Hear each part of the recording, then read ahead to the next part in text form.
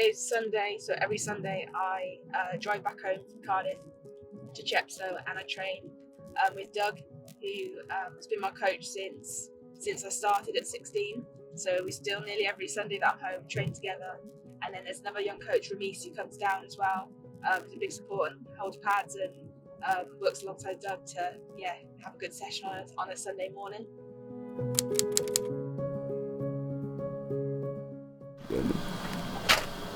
Hello? Hello. That's the one that really hurts. When you think you got away with the first one, and the next one's coming straight up the throat. Straight down the pipe, so He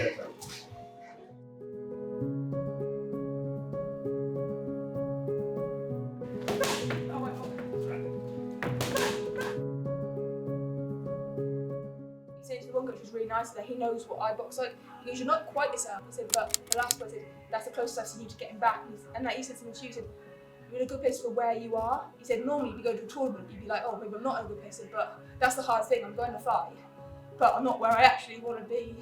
But then that's part of it, isn't it?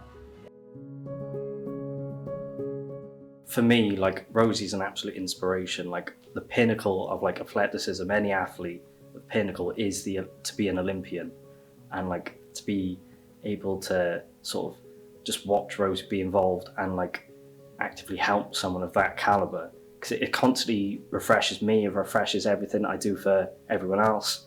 And it's amazing, like we talk about in the gym, just going over the basics, going over and over, and it's quite monotonous. And like that's what it comes down to. Like you just keep going over every single little thing over and over again. It's fine tuning at the moment for Rosie. She's absolutely flying. it's been a delight, really. I mean, from the time she walked through those doors over there, 16 years of age, and knowing what she was going to be like, she just kept going and going and going. I think she won her first 12 fights, 13 fights, something in that region. Then started picking up a few titles on the way. And she's the same as she is now. She never, ever stops training.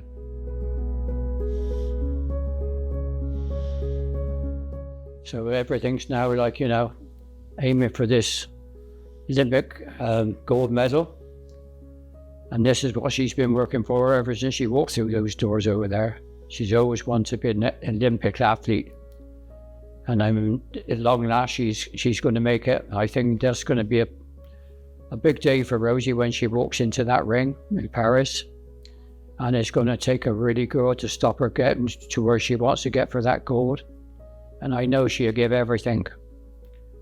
So most weeks after training, Doug and I head up into Chepstow and grab a coffee, sometimes some lunch.